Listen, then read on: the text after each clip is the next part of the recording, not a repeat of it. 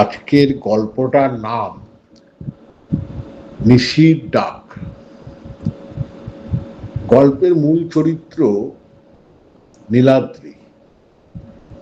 সে পেশায় একজন ফটোগ্রাফার। নির্জন প্রকৃতির ছবি তোলার নেশায় সে গ্রামের দিকে ঘুরতে ভালোবাসে। একবার এক অজপাড়া গায়ে গিয়ে সে এক পুরনো পরিত্যক্ত জমিদার বাড়ির সন্ধান পায়।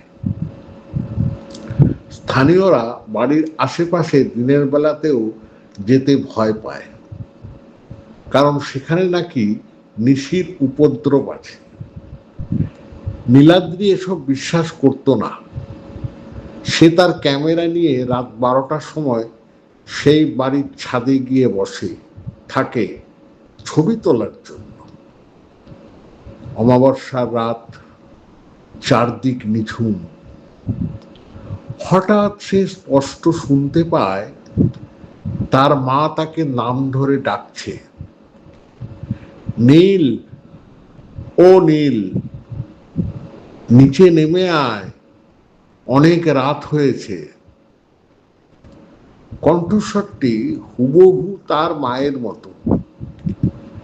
নীলাদ্রি সম্মোহিত হয়ে সিঁড়ির দিকে পা বাড়ায়, কিন্তু ঠিক তখনই তার ক্যামেরা ব্যাগ থেকে পড়ে গিয়ে শব্দ হয় এবং তার ঘোর কেটে যায়। সে হঠাৎ বুঝতে পারে তার মা তো শহরে,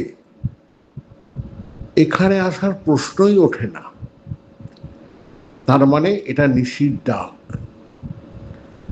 সে দ্রুত ছাদে ফিরে এসে টর্চের আলো ফেলতেই দেখে সিঁড়ির মুখে এক কুচকুচে কালো ছায়ামূর্তি দাঁড়িয়ে আছে, যার কোনো মুখমণ্ডল নেই।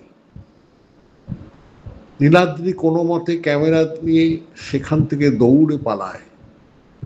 পরদিন সকালে গ্রামবাসীরা জানায়, যারা এই ডাক শুনে নিচে নামে তারা আর কখনো ফিরে আসে না।